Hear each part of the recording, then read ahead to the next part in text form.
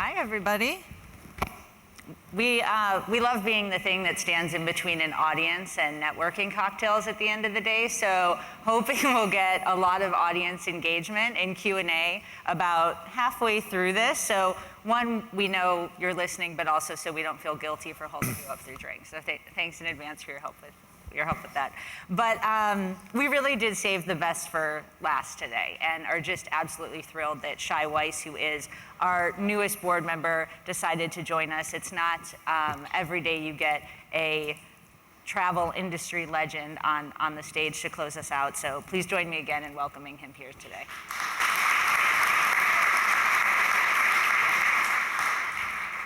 So if you don't yet know Shai, which I'm imagining many of you do, he is the former CEO of Virgin Atlantic. From 2019 to 2025, Shai served as the CEO, and he was an executive director on the board since 2012. Throughout his 20 years there, he served as CFO and chief commercial officer, and he steered the brand, what I think any of us would agree is really an incredible, iconic brand in travel through some really tumultuous times, including the pandemic and lots of market volatility, and came out with record-breaking performance despite and throughout all that. So when he started talking to us about joining the board, it was really clear not only that he had a lot of great counsel, but that he really got Navan and is a natural disruptor who can help us navigate this next phase. So with that, I'm just going to dive into it. First, I'll say I'm really glad to be here. Oh, okay. That too. And it's the first time that I've heard my name as the former CEO. It's only been 4 months, so I'm not really used to this new unemployed status and a part-time board member. So thank you for rubbing it in. There you go. There you go. I'm a little, chief retired officer doesn't quite have. I like that one too. Yeah, but we can see what we can do. So let's talk about what you're doing with retirement. So you have some time on your hands. I know you're an avid reader. What are you reading now? I'm actually reading a book called The Director, but I think I do read a lot. I got really lucky.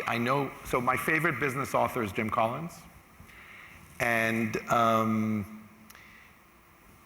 one of the gifts I got for when I left Virgin Atlantic is one day, every single book of Jim Collins showed up signed with a note from Jim Collins.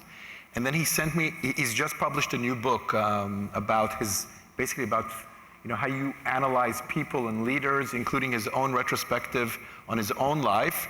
And I was really chuffed. He sent me, a bound copy for me to read and comment. And for me, everything else doesn't matter. So Jim Collins sending me the book. But as I said, I'm reading a book called The Director, which is really, really good. Amazing, amazing.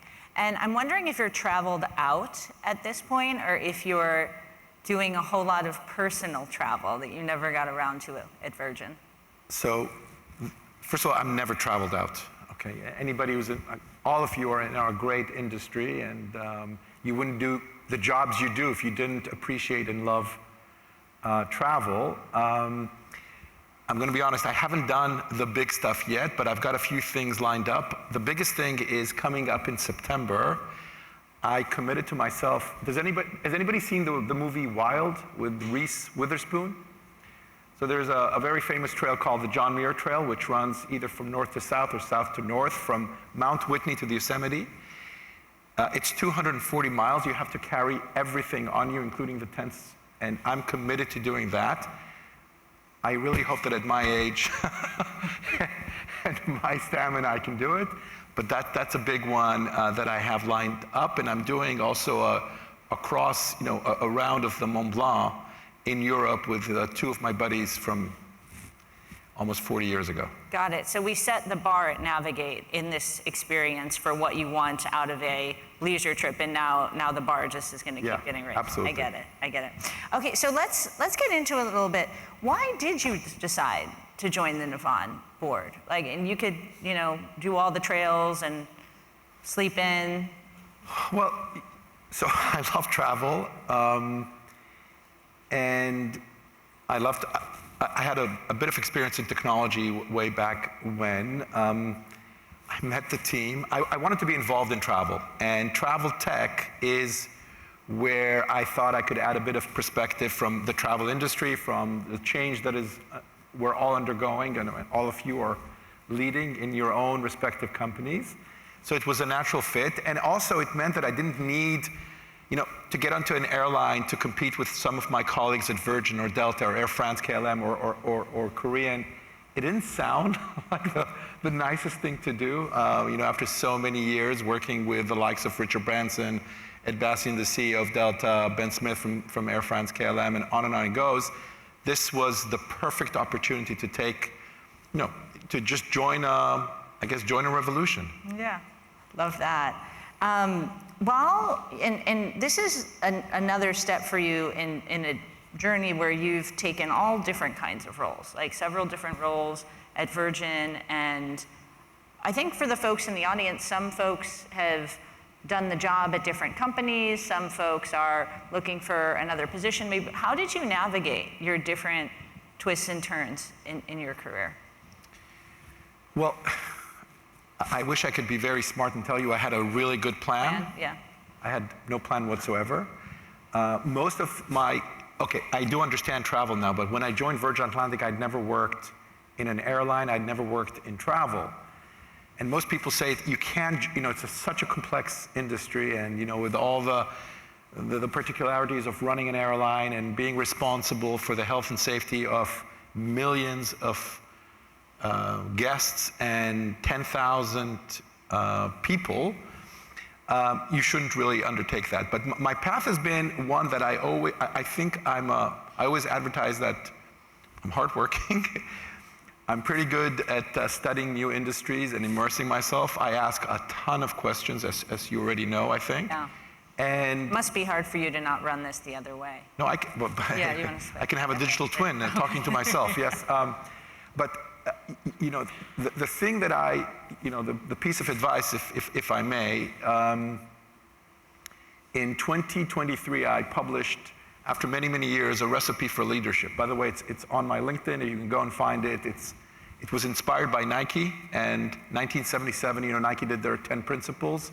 Somebody asked me, why don't you do the same thing for Virgin Atlantic, which I did. It's on there. And one of the main principles, I believe, is raise your hand before before somebody asks you to, and that's the first thing. So always be ready to take on the extra assignment, especially the shitty ones that no one wants to do. And every day there is something, someone does not want to do it. Raise your hand, do it. People will remember you for that. Second, travel is the ultimate team sport. And I always said that, it's team above self. And you really need to understand that you are part of a team and not an individual. Those two things, of course, a lot of other things contributed, but in terms of things that anyone can do, anyone can raise their hand, and anyone can be a team member that is admired and recognized. After that, the rest just comes naturally, but you don't have to be the smartest. I'm certainly not.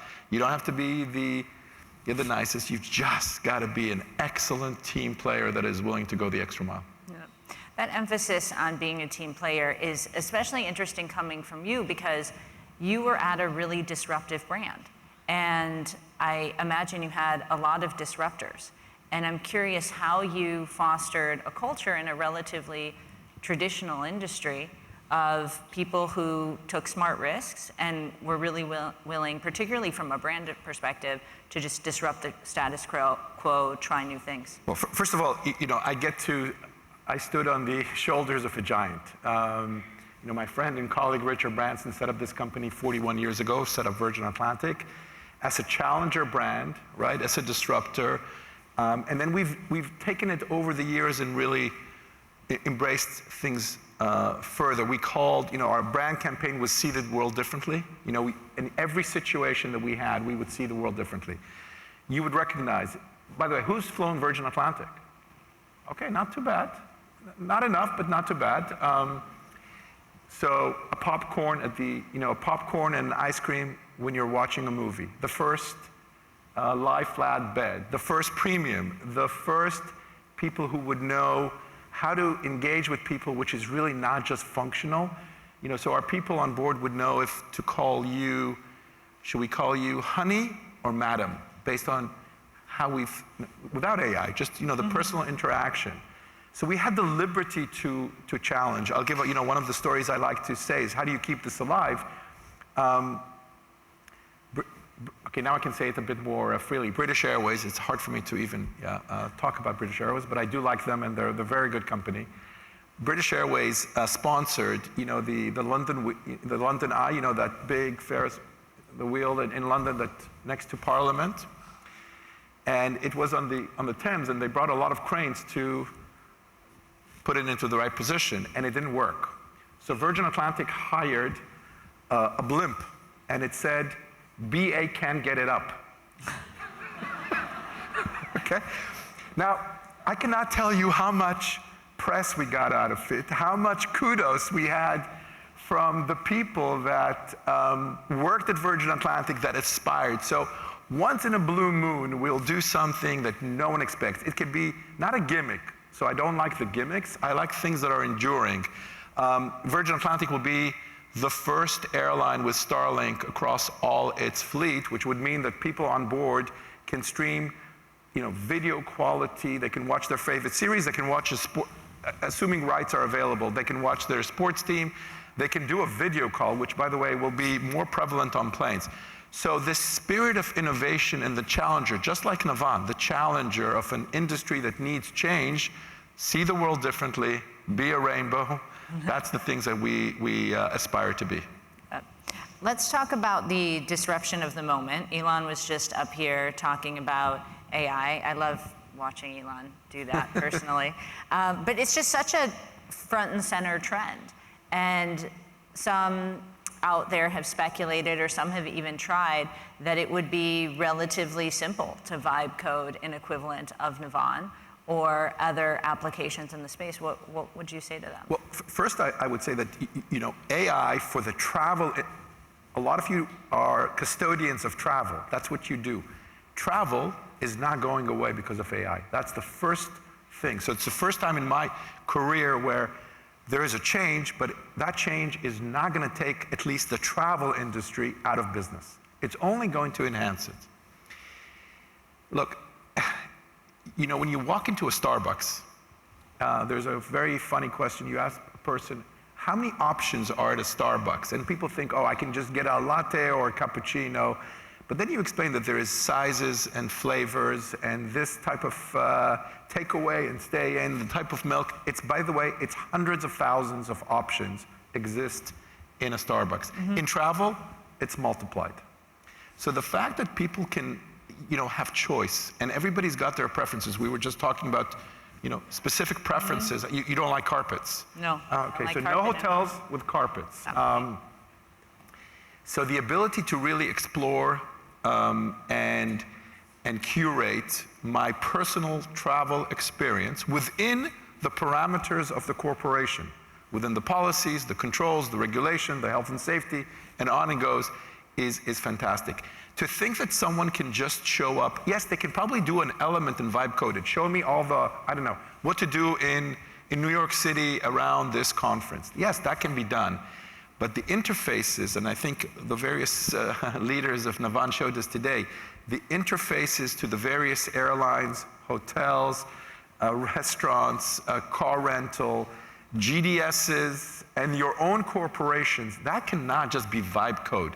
And what's beautiful about Navan, as far as I can see, is it has both a legacy and a future which are tech-enabled, AI first, and really with users in mind. I think that's what excites us. And I think just to think that somebody can show up and literally take away the entire platform and make that happen, I think is really, really, really complex and difficult, let alone the relationships with the various suppliers. Yep.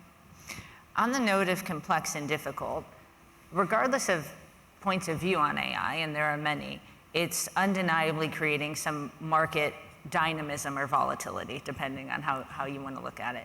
And you've had a ton of experience guiding, the pandemic being one example, but guiding Virgin Atlantic through a lot of volatility. And reflecting back on that time, what did you learn about steering a company during these ups and downs, some of which are completely out of an enterprise's control? and some of which might be a little more in their control? Well, first of all, travel companies are facing, at least the airlines and the hotels and so forth, are facing a bit of a crisis given what is going on in the Middle East and Europe. But I had actually the privilege of leading Virgin Atlantic during the pandemic, and I see this as a great privilege. And I think what I've learned is that a team that is united around a singular mission cannot be defeated. Our mission was, when we were in a tough position, Virgin Atlantic got no government support. That was not easy. On April 20th, 2020, for a period of 90 days, we didn't fly one passenger. One customer did not board a plane. We started immediately doing cargo and a lot of other things to stay alive. And we created a mission. The mission was to ensure the survival of Virgin Atlantic and save as many jobs. And I said that as possible. I had to let go of 45% of the team. So half the company had to leave Virgin Atlantic, and they knew, I told them, that they would come back as soon as travel would return, because I believed that travel would always return. So to see how a team can galvanize with almost lack of structure or control, just everybody united by a single mission, a company with a clearly defined mission is very hard to defeat or deflate. So I learned the power of people. Yeah, it's amazing. I'm going to ask one or two more questions, and then would love to take some from the audience again, so we know you're listening and we don't feel guilty about holding you up from drinks. But I want to talk a bit about the people in this room, because you are, as I've learned, connected to so many CEOs. And one thing that is on the minds of at least some people I've talked to in this room is how they can position their T&E program as a growth driver and not just a cost center. And I'm wondering, from a CEO point of view and from what you hear from your peers, what would you recommend there? So first of all, I think I started always with the same premise. People do business with people. I understand that we think that the agents will talk to another agent and they'll do the business and it's going to work out. That may be true, but that's not happening anytime soon, despite the velocity of change. If you look at business travel, there was a conversation during the pandemic, of course, will business travel return to its 2019 levels? That was the big conversation. All of you, or many of you, were part of this conversation. To me, that was never in doubt. It's never in doubt because at the end of the day, it's a very competitive market. As soon as you go meet the person you're dealing with, your competitor has to do exactly the same and double that. So as soon as this flywheel of travel and engagement happened, I was pretty convinced that it would return to its former glory and then some. When there's dislocation in the market, and there is dislocation in the market, you gotta go meet your partners, customers, adversaries, industry events, learn more. So I just think that people still do business with people. And therefore, the travel for corporations is not going down. What I love about, for example, about the Navan platform, right, as a CEO, I wanted to see, and I think it was mentioned through other conversations, I want to see travel which is justified. And how do I justify travel? Show me that it contributes to the bottom line, right? That it does a better job for my company. I don't want to really deal with it every single day. I want people to do whatever they want to do. So if I have a very clear policy, controls, and safety in a platform, and they can run I believe that people should run themselves. I don't need to tell them all day long, how to travel, where to travel. So the fact that I can get good visibility on the data, I know it's within policy that that we've defined or someone has defined, and I know that the people have autonomy to act within it. That's gotta ignite more travel and more effectiveness of the travel programs within corporations. And I think this dislocation is gonna drive so much more than we anticipate. We don't even know where this is gonna go. I'm not even talking about the fact that theoretically there'll be more time for concerts and leisure, and okay, I'll believe it when I see it. All right. What do you think the industry is overlooking right now? What's an emerging trend or challenge that you think perhaps isn't being talked about enough? Well, everybody's talking about AI, but I think people have, this industry is moving towards, which of course is of benefit to the various travelers, to a premiumization. And people talk about it, but I think when they see the innovation on the experience across the journey, I think they'll be quite positively surprised. And I think people so part of that is, you know, people are spending a bit more on it and doing that. And I think people underestimate the fact that, you know, people on business actually do a lot on their own stuff, and this mingling between work and life and vice versa is something we all understand, but, you know, with more flexibility, more autonomy, more agency for our people, I think that's gonna yield new opportunities. And right now we've only talked about business. I mean, Navan talks about the business market. But Ariel said that he was going after everyone. Between the business market and going after everyone is $1 trillion. That's a big opportunity. Yep, indeed. All right, would love to take a couple questions from folks in the audience. I have plenty, but we have mic runners around if you want to raise your hand. No one? No one. Oh, there we go. Thank you. Thank you. Is this working? Hello. Yes. You've spoken a little bit about knowing how to address each customer personally and like the snaps and things while watching movies and that kind of those personal touches. Could you speak a little bit more about keeping the Virgin Atlantic brand consistent for travelers despite all of this change that we're seeing within the industry?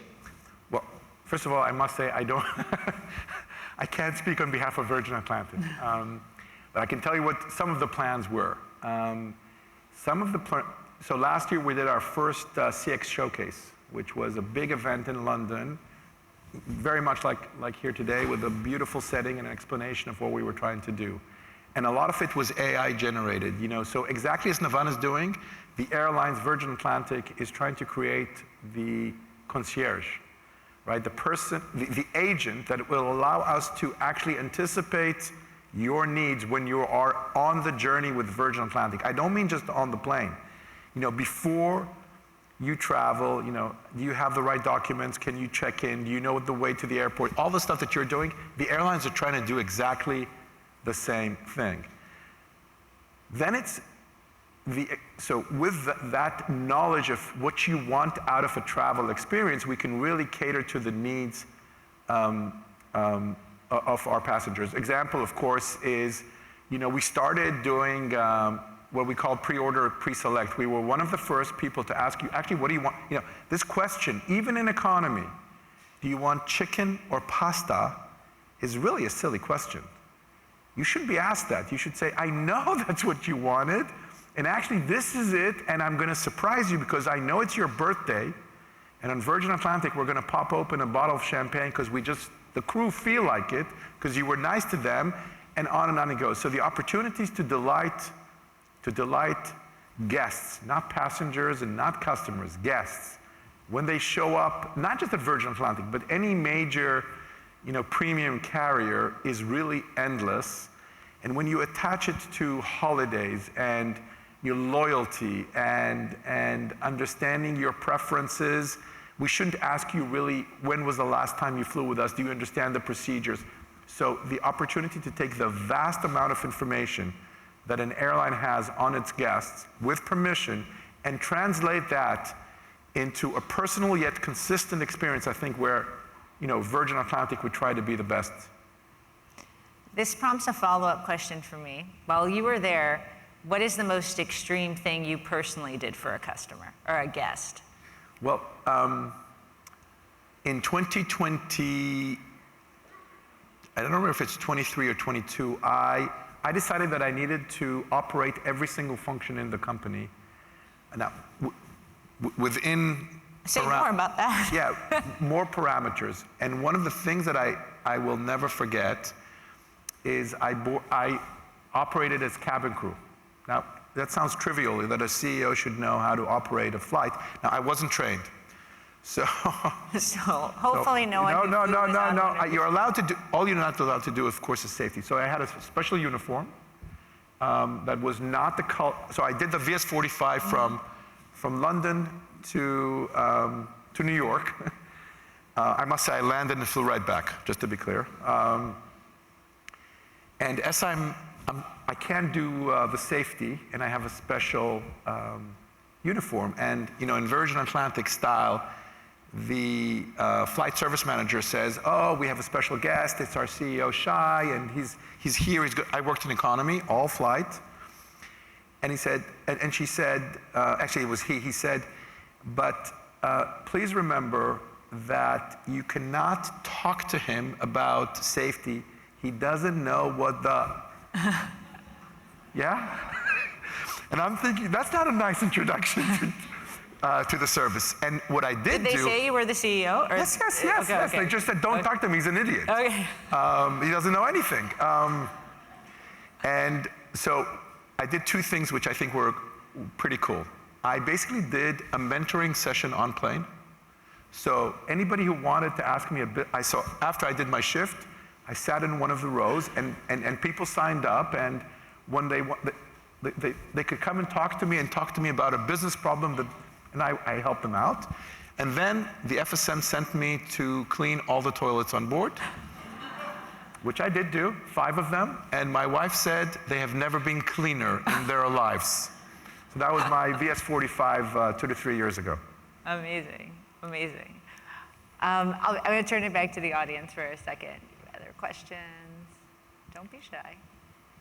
No pun intended. Yeah. I've never heard... I have a question, Jerome from DoorDash. Shai, you obviously joined... I can't... Where are you? I'll stand. Oh, there you go. Thank you. You joined the board at Navan, obviously, because you believe in the trajectory of the company, what they're doing, and what their future growth looks like. What's something that the major airlines could do and lessons they could learn from what Navan's doing and help them in their journeys? Well, I think, okay, that's a... Now I'm getting into, I probably will get into trouble, but I'm going to try and do this, given the fact that this is a publicly listed company. I think the opportunity set for Navan is actually tremendous. I think you spoke very eloquently about speed and velocity and making, and very clear rules about, is this adding value to DoorDash? Yes or no? If it is, go there. And knowing that if it goes well, you're a hero. If it, travel goes badly, which I know we always get a lot of complaints. But I think the opportunity to really put into place this combination of the agentic, the AI engines together with the human touch, because I don't think it's just going to be one of one. Airlines are grappling with the same thing. So the question would be, is Navan basically the engine that can help a lot of airlines and a lot of companies, or is it just about the business travel? I don't know what the answers are, but I think the airlines would, by looking at how things are displayed and how quickly the responses are coming from, and I've used the platform myself, I think that's going to be quite an eye-opener when it's at full, when Ilan and Ariel and the teams and the sales team, the marketing teams get into full force. I think it's going to be an interesting question for the airlines. Now, the airlines would say, it's complicated, there's revenue management, there's all these systems, there's the GDSs and all the NDC, and I can go on and on and on and on. But at some point, there will be a next generation of how individuals and corporations interact with airlines. That's going to take a bit of time, but I think it's going to be much quicker than we anticipate. So there's some questions you don't have the answers to, but I'm curious if you were to imagine different job, different path.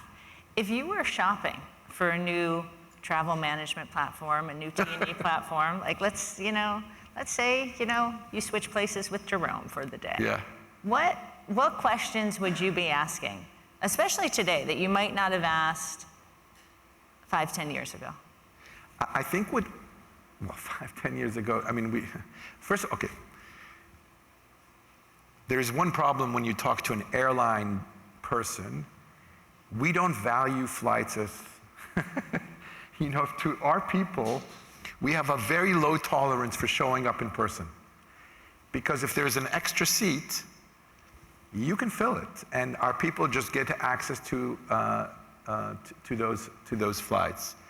So I'm not going to talk about it as a CEO of an airline, but I think the ability to set a set of criteria and give the power to the people, I think the power to the people is how you really sell this thing, because everybody, our people, your people want to travel.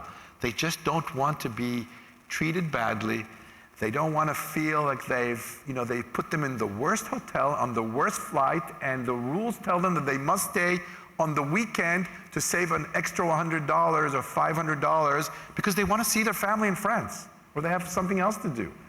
They just want to know that they are being looked after. And I think if we deploy these systems, and expenses are not a chore, it's automatic with the, it's just take a few photos, here it is it within policy, is it not within policy? If you're within policy, we're going to reward you.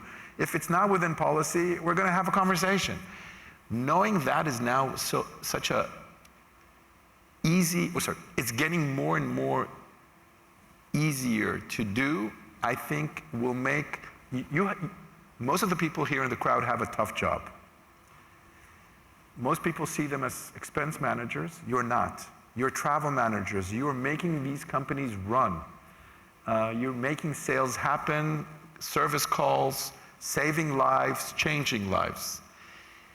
The only way you become appreciated and hero is if your end users, your guests, your colleagues love you. And the only way for them to love you is if you make their lives better. That's where technology and service comes into play. Mm-hmm. So I'm pretty excited about it. And I didn't know that was possible 4 or 5 or 10 years ago. It just wasn't. Yeah. That high quality experience, how would you say because you had to make some of these decisions about various platforms, right? And there's maybe an excellent employee experience, but there's also how much it costs. Yep. Right? And how did you think about balancing those things? Okay, there are certain times you say, no more travel. We're running out of money. We're running out of money. But in the main,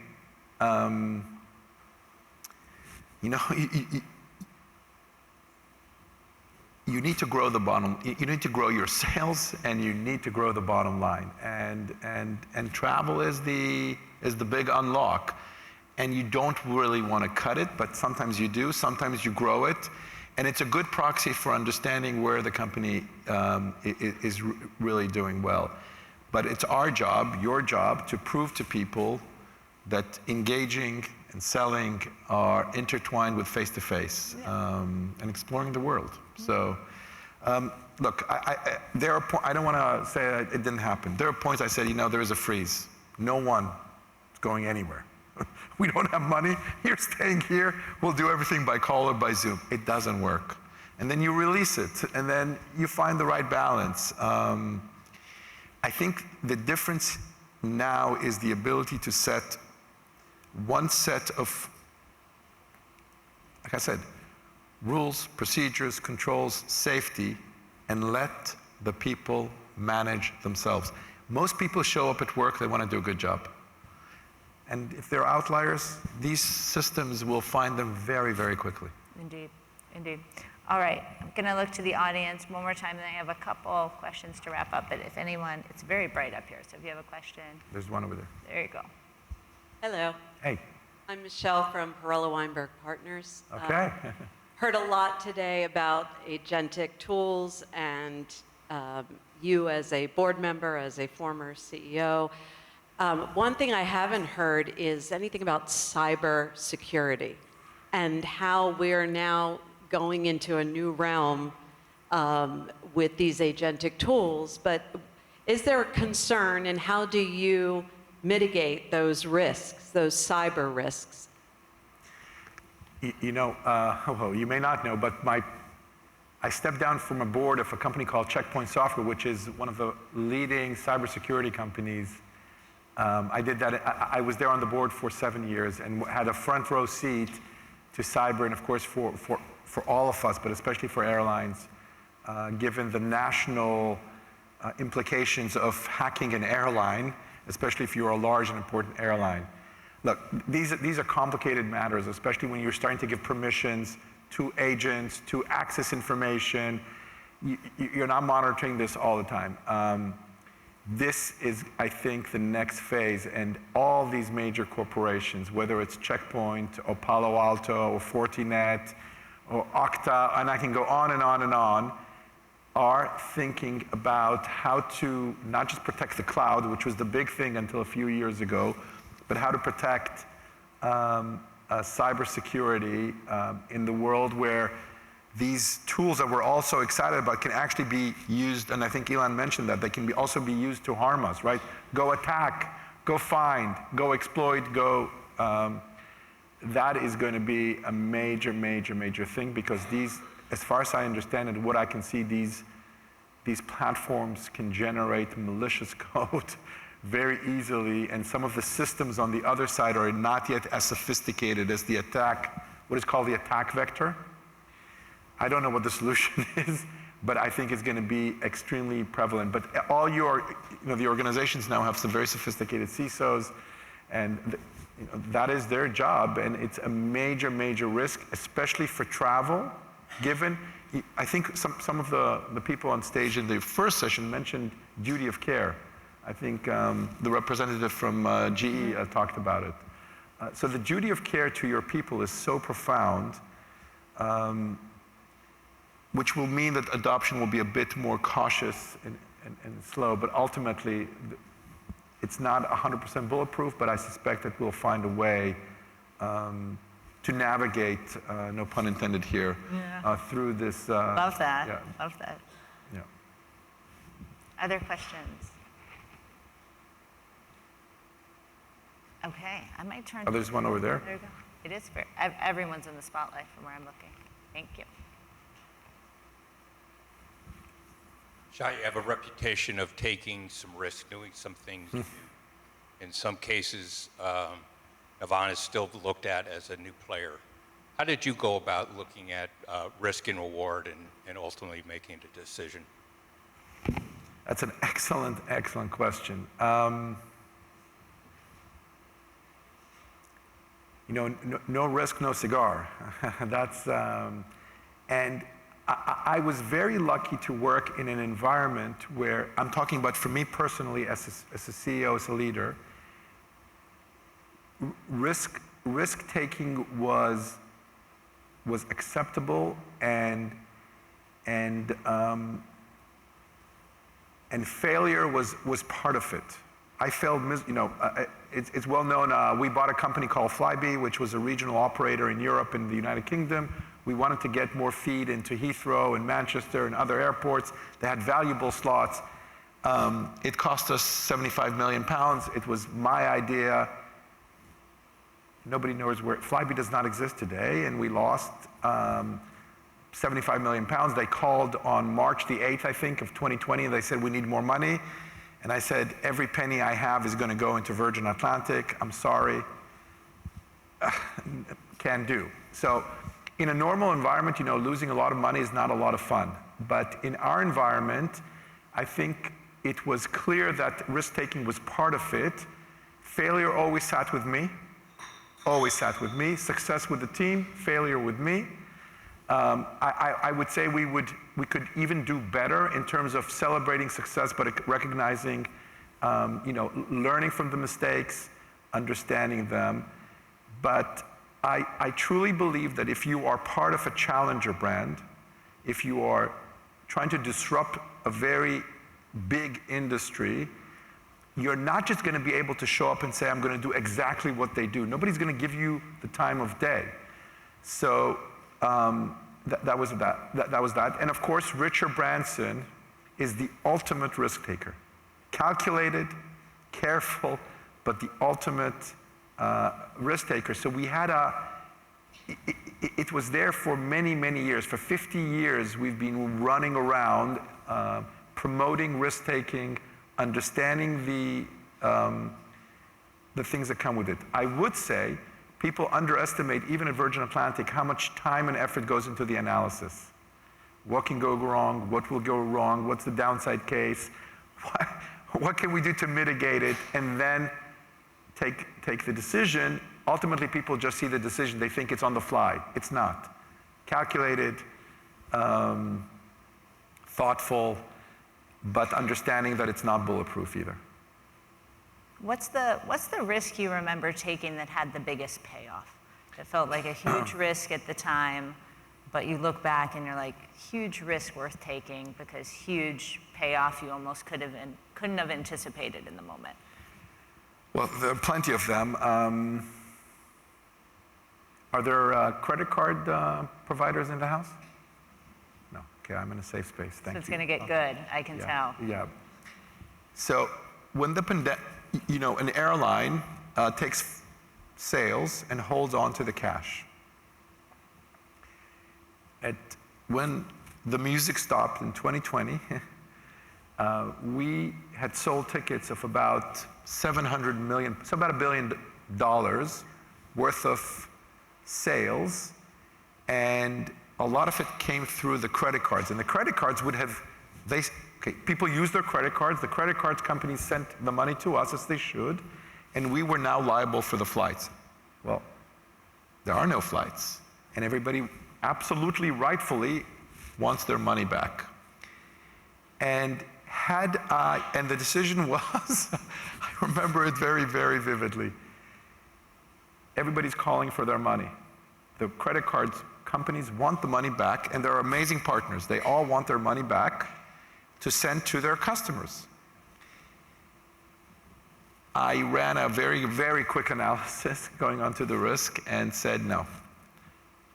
No, because if I do that, there'll be no Virgin Atlantic. I need to raise $1 billion in a matter of minutes. It happened to be that the contract was mostly on my side. It was just the beginning of the pandemic. This was like this was the call. So people are calling for $1 billion. You say no, I'm sitting on it because I'm not going to perfect your position to the detriment of other people. I will return, and by the way, we returned every penny to our guests. We never defaulted. We of course exchange it for credit, and you can fly later, and if you do that, we'll throw in this and that. But we returned every single penny, and that was one of the things that ensured we had a bit more time, going back to the question about a mission, to ensure the survival of Virgin Atlantic and save as many jobs as possible. That was a big call. I was literally shitting myself. Did you, I was going to ask him, did you love being a CEO that day, or did you hate it? And did you love it more days than you hated it? Nobody loves their job 100% of the time. It's a majority question. Majority. I must say, running Virgin Atlantic is the best job, as far as I'm concerned, on earth. I got to do it for a very long period of time with amazing colleagues and people. I had tons of fun and very bad days, but I wouldn't swap it for anything. All right, I love that. I'm so dying to ask you favorite Richard Branson story, but it wasn't part of the plan. But since you brought it up since you brought him up a couple times, kind of dying for a story I didn't see on TV. Oof. Well, I should be careful, right? Favorite stories. I had to go for an interview with Richard Branson in 2006.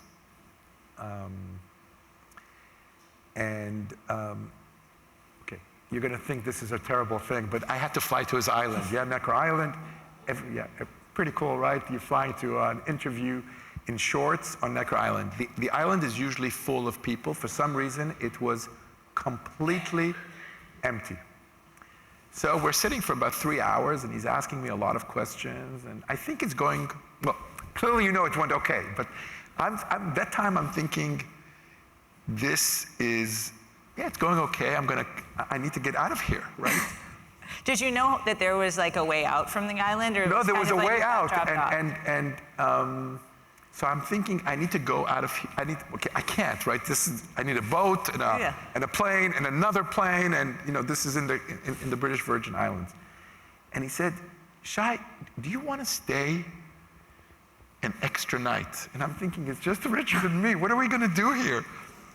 Okay, we stayed an extra night, and lo and behold, there was an unbelievable party that he organized just out of thin air. People from other islands, and I'm thinking, this is like the best interview I've ever had in my life, and all I want to do is cut it short so I don't mess it up and I don't make a mistake. What if I drink too much? I say something bad. It all went well. At the end of the day, it was a great party. The best interview I've ever had. Last time I'm flying to an island to be interviewed. All right, deal. I have one more call for questions in the audience. In the middle and... Two more, yeah. Yeah, I think there's three. Someone in the absolute last row, and we can work our way out. Hi, the name is Jada Pink from Apexon.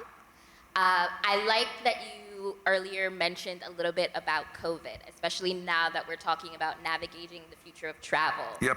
Right? So my question is, like, how, especially in the last few months, we've had a lot happen, right? Government shutdown, TSA, lines unprecedented, no air, go in the Middle East, etc. So ideally, how has Navan thought about future disruptions in travel, and how are they what's the plan to essentially placate your customers? I'm a potential customer. So what ideally is the game plan for any future disruptions, be it not trying to jinx us, future pandemics, or any other disruptions that might come down the pipeline? Erika, I think this is for you. Oh, okay. Well, I'm actually curious your perspective. No, I think I'm curious to hear your perspective. All right. Let's both answer the question. So my own personal experience. So I'm a person, just taking a step back, who before I started using Navan, and I used Navan at my previous company for about 5 years before I came here. I never booked on platform. I never submitted an expense report, and I never fully appreciated how annoying that was for people in your role. I mean, I was like looking for receipts on the floor, and then I was just like, forget it, right? So on my best business trip, I was still wildly inconvenient for most of the people in this room. Not proud of it, just saying that that's the case. And when I had the opportunity to use Navan at my previous, I just like whipped into shape. And that was on the average business trip. But what I can tell you with certainty is that when things go wrong, and if you're an employee like me who's traveled a lot internationally, and you end up in some places where you can't get a flight back for 4 or 5 days, I also never had a doubt that my employer could find me like that, could figure out how to get me home like that. And that was entirely because Navan has all the busy work so handled that when the moments that really matter come up, you're stranded someplace, there's a storm, there's pandemics, there's things, like all that data, all that visibility, quite frankly, all that power is right at someone's fingertips, and as an employee, you're just taken care of. You're taken care of because people like you have the tools to find me, to tell me what to do, and to act on it in real time. So that's what I would say about my experience. The only thing I can say, probably one of the experienced people in the house in terms of travel. When things are going well, you're basically invisible to your people, right? A perfect travel experience is a perfect travel experience, but that's not when you're judged. You're judged when things go wrong.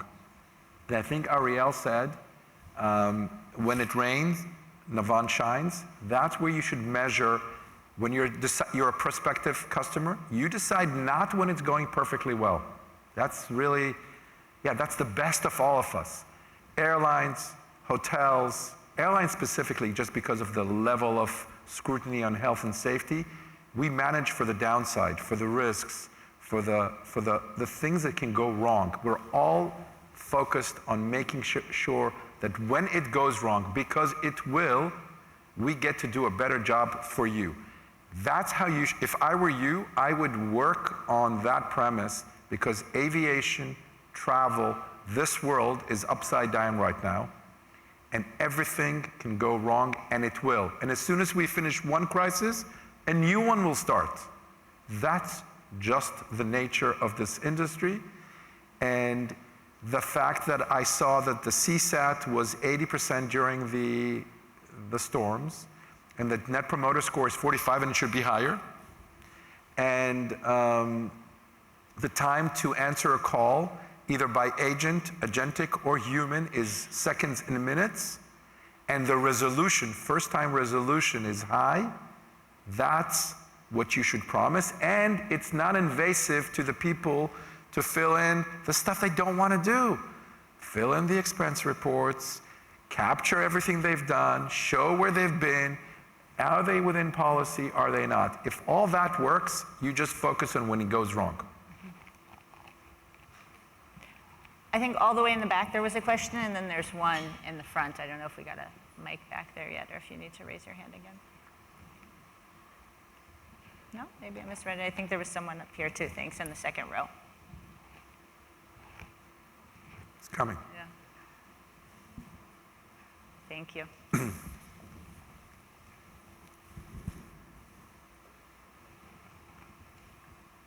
Hi.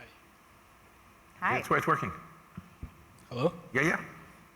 Eric Klein, Simplot. With every new generation, I don't like that question. each new generation of travelers brings with it its own unique challenges and desires. With the Gen Z cohort starting to join the business traveler cohort, what challenges do you foresee that creating for both airlines and TMCs? You want to go first? Yeah, no, I will go first. Okay. I don't have a perfect answer to that. I think, first of all, it's a very impressionable generation, right? And the level of communication and interaction between every single, just using all the social platforms is phenomenal. So if you're doing a great job, great, right? If things are going wrong, everybody knows. People know what's happening on a plane before the people who work at the airline know what's happening on a plane. That's a whole new kettle of fish. But I think what I've learned, but first of all, by looking at our own people and my children, is that they are looking for a much more balanced approach to the work and the travel side of things. The road warriors probably exist, but not everybody wants to just call themselves a road warrior.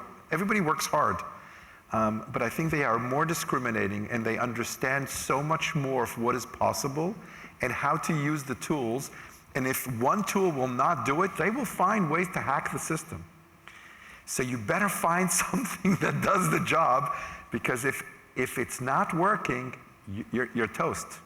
So I think we shouldn't underestimate this generation. All these things that they don't want to work hard, or you don't want to work hard, I don't believe that for 1 second. Everybody is just accustomed to a more interactive, loosely defined ecosystem.